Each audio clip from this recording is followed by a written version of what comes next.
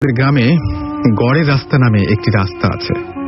নদী গর্ভে অর্ধেক রাস্তা বিলীন হলেও বাকি অর্ধেক রাস্তা দিয়ে সেনের খামার স্কুল ও স্কুল সংলগ্ন বাজার যেতে হয় পথচারীদের। এই রাস্তাটির একদিকে বিস্তীর্ণ বাঁশের ঘন জঙ্গল ও অপরদিকে কিছু বাড়ি রয়েছে। এই জঙ্গল দিয়ে রাতে তো নয়ই, বরং দিনের বেলাও একাকী কেউ যাওয়ার সাহস পেত না। বলে রাখা ভালো যে কিছুদিন আগে রশিদা নামে একটি মেয়ে কোনো এক কারণবশত আত্মহত্যা করে। অন্য জায়গায় জমি না থাকায় তাকে ওই রাস্তার ধারেই দাফন করা হয়। আর এরপর থেকেই জায়গাটি ভয়াবহ হয়ে ওঠে। যা হোক, জামাল ভাই, যার একটি চায়ের দোকান, যার একটি দোকান রয়েছে ওই রাস্তার একদম শেষের দিকে, প্রতিদিনের মতো রাত 10টা-11টার দিকে দোকান বন্ধ করে ওই রাস্তা দিয়ে কবর পার হয়ে বাড়ি যেতেন। খুব বেশি সাহসী বিধায় তিনি এসব ভূত প্রেত বিশ্বাস করতেন না। প্রতিদিনের মতো তিনি দোকান বন্ধ করে বাড়ি যাচ্ছিলেন, কিন্তু কবরের পাশে আসা মাত্র তিনি যা দেখলেন তা দেখার জন্য তিনি কখনোই প্রস্তুত ছিলেন না। তিনি দেখলেন কবরের পাশে কে যেন বসে কাঁদছে। তিনি সামনে এগিয়ে গিয়ে বললেন, কে রে তুই? এরপর একটি মেয়ে মাথা তুলে উত্তর দিলেন, আমি রশিদা। জামাল ভাই ভয় পেয়ে গেলেন, কিন্তু কিছুক্ষণ থ হয়ে তাকিয়ে থাকার পর সত্যিই চিনে ফেললেন মৃত রশিদাকে। এরপর যা হলো, তিনি আর কিছু না বলে বাড়ির দিকে হাঁটতে লাগলেন। কিন্তু বেশ কিছুক্ষণ হাঁটার পর তিনি নিজেকে আবিষ্কার করলেন নদীর তীরে। ভাগ্যিস নদীতে মাছ ধরতে আসা জেলেদের টর্চের আলোতে নিজেকে ফিরে পান এবং নিজেকে নতুনভাবে আবিষ্কার করেন। রাসেল ভাইয়া, তিনি যে জায়গাটিতে এসেছিলেন সেই জায়গায় আসতে স্বাভাবিকভাবে কমপক্ষে 2-3 ঘন্টা লাগত। যা হোক, সেদিনেই ছিল শুরু। এরপর থেকেই কিছু না কিছু ঘটেই চলেছে এই জায়গাটিতে। গত বছর ফসল কাটার মৌসুমে আমাদের পাশের বাড়িতে দুজন দিনমজুর কাজ করছিলেন। বর্ষার পানি হঠাৎ করেই বাড়তে পারে এবং ফসল ডুবে যেতে পারে, এই শঙ্কায় বাড়িওয়ালা রাতেই সব ফসল কেটে আনার জন্য ওদেরকে বলেন। বাড়তি টাকার বিনিময়ে ওই দুইজন এতে রাজি হন। সব কাজ শেষ করে মালিকের কাছে টাকা নিয়ে আনুমানিক রাত 10টার সময় বাড়ি ফিরছিলেন তারা। এবং বলে রাখা ভালো যে গ্রামের রাস্তা 10টা মানে লোকশূন্য স্তব্ধ রাত, তাতে আবার ওই রাস্তা। যা হোক, বাড়তি টাকা সহ মনের আনন্দে যখন তারা ওই কবরের সামনে আসলেন, তখনই ঘটল এক আজব ঘটনা। তারা দেখলেন সাদা পোশাক পরিহিত একটি মেয়ে কবরে উঠে তাদের সামনে এসে দাঁড়ালো, পথ অবরুদ্ধ করলো এবং 2 হাত দিয়ে ডাকতে লাগলো তার সাথে কবরে যাবার জন্য। ওই লোক দুটি কিছু বলতে চাইলেন, কিন্তু মুখ দিয়ে কোনো শব্দ বের হলো না। কিন্তু এদিকে মেয়েটির ডাকে সাড়া না দেয়ায় চোখ বড় বড় করে ওদের কাছে আসতে লাগলো মেয়েটি। এরপর 11টার দিকে চিৎকার চেঁচামেচি শুনলে আমিও আমার ছোট ভাই অন্তর সহ সেখানে যাই এবং অনেক লোকের ভিড় দেখি। ভিড়ের মধ্যমণি হয়ে মাদুরের ওপর শুয়ে আছে ওই 2 লোক, যাদের মাথায় কেউ পানি দিচ্ছে, কেউ বা বাতাস করছে হাত পাখা দিয়ে। রাসেল ভাইয়া, এই ছিল আমাদের গ্রামে ঘটে যাওয়া একটা সত্য ঘটনা। ভালো লাগলে একদিন তিনি আমাদের সাথে ঘটনাটি শেয়ার করেন।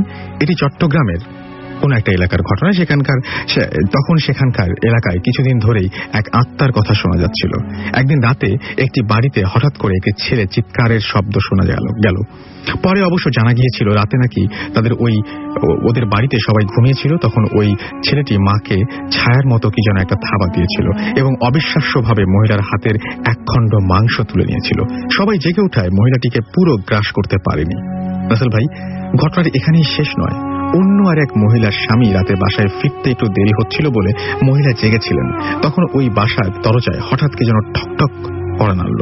তিনি ভাবলেন তার স্বামী এসেছেন, তাই কে এসেছে জিজ্ঞাসা না করেই দরজা খুলে দিয়ে দেখলেন সত্যি তার স্বামী। দেরির কারণ জিজ্ঞেস করলেও উত্তর না পাওয়ায় তিনি ভাবলেন হয়তো ক্লান্ত, তাই আর কিছু বললেন না। সারা রাত পার হওয়ার পর যখন সকাল হলো, তখনই ঘটল আসল ঘটনা। মহিলার স্বামী এসে হাজির। অনেক ডাকাডাকির পর দরজা না খোলায় পরিবারের অন্য একজন এসে দরজা খুলে দিল এবং অবাক দৃষ্টিতে তাকিয়ে বলল, তুমি যদি এখনই এলে তাহলে রাতে যে এলো সে কে? তখন তার স্বামী জানতে পারল রাতে তারই মতো একজন এসেছে আর তাকে স্বামী ভেবে ঘরে ঢুকতে দিয়েছে। তাই তিনি আর দেরি না করে তাড়াতাড়ি ঘরে ঢুকে যা দেখলেন তা হলো, রাসেল ভাই, শোবার ঘরের খাটে কেউ নেই, শুধু টেবিলের উপর কতগুলো মানুষের হাড়। তখন সবার আর বোঝার কিছু বাকি থাকলো না যে রাতে কে এসেছিল। ওই মহিলার স্বামীরূপে ওই অশুভ আত্মা, সে তাকে খেয়ে গেছে। পরে লোকে মুখে শোনা যায় সেই আত্মাটি নাকি মহিলাদেরকেই শুধু টার্গেট করত এবং এটা নাকি বিভিন্ন জায়গায় পরিভ্রমণ করতো এবং এভাবেই বিভিন্ন জায়গায়, মানে হচ্ছে বিশ্বের বিভিন্ন জায়গায় নাকি পরিভ্রমণ করতো এবং এভাবেই সে একসময় নাকি বাংলাদেশে চলে আসে। এই ঘটনার পর থেকেই এলাকার সব মহিলারা সতর্ক থাকতেন সৌভাগ্যের কথা এটাই যে আত্মাটি বেশি দিন চট্টগ্রামের ওই এলাকায় থাকতে পারেনি। তো রাসেল ভাই, পাশেই একজন আমি পেশায় একজন ঠিকাদার, আমি এক স্কুল করার দায়িত্ব পাই। আমার কাজের জায়গাটি নওগাঁ শহরের ভেতরে, জায়গাটির নাম হাপুনিয়া। কাজ শুরু করতে হবে, তাই আমার কাজের মালামাল পাহারা দেওয়ার জন্য একজন নাইট গার্ডের প্রয়োজন হয়। তো ওখানে স্থানীয় কিছু লোকজনকে জিজ্ঞেস করলে কেউ থাকতে রাজি হয় না। আমি একটু প্রবলেমে পড়ি। বাধ্য হয়ে আমি আমার একজন বন্ধুর কাছে যাই। সে আমাকে বাবলু নামে একজনের সাথে যোগাযোগ করতে বলে। একটা কথা বলা দরকার, সেটা হচ্ছে যে স্কুলটি আগে থেকেই একটা বিল্ডিং এ ছিল, আমি তার পাশে আর একটা নতুন বিল্ডিং করার কাজ পাই। তো বাবলু আগে থেকেই সেখানে মানে পুরোক্ষণ স্কুলটির নাইট গার্ড ছিল। আমি তাই বাবলুর সাথে যোগাযোগ করি। সে বলে যে ভাই, এখানে তো কেউ কাজ করতে চায় না। আমি বাবলুর কাছে কাজ না করার কারণ জিজ্ঞেস করি। বাবলু আমাকে বলে যে এলাকাটা খুব খারাপ।